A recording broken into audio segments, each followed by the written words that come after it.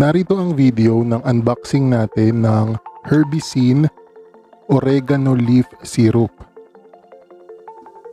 So ang product na to is manufactured by International Pharmaceuticals Incorporated from Cebu, Philippines or IPI. So ang generic name niya is Coleus amboynicus lauer o lure oregano leaf para mas simple. So dito ito ay 125 mg kada 5 ml.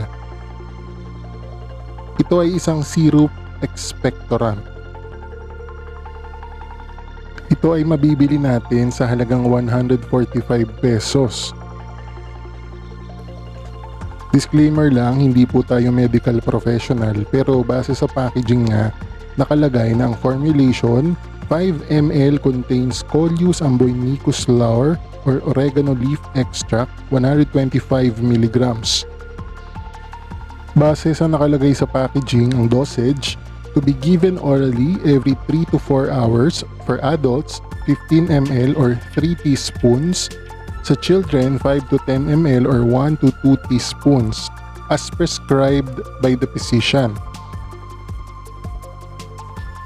Dati madalas na nababanggit na gamot nga sa ubo ang oregano.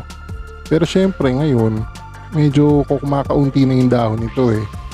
So base sa kanyang packaging, ang Coleus amboynicus lauer or oregano leaf ay mula sa fresh, clean and healthy leaves of oregano or suganda plants.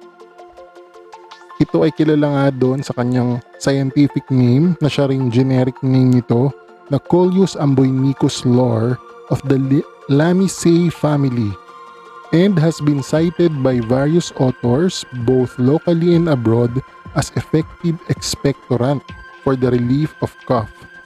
It has also been found to have antibacterial properties.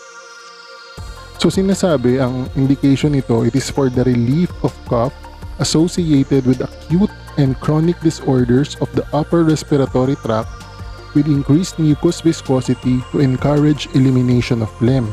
So pag inuubo kayo, parang tinutunaw niya or pinapalambot yung plema para madali itong mailabas.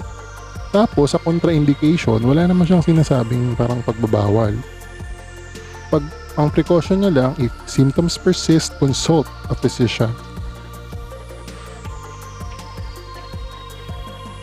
So make sure lang na bago nyo inumin, i-check nyo muna yung expiration date. Pero sa ngayon naman, ito ay April 2024. At sabi rin na shake well before using. Base dito sa packaging niya, ito ay recipient daw ng International Award, Third World Exhibition of Inventions 1997, Gold Medal Award sa Casablanca, Morocco.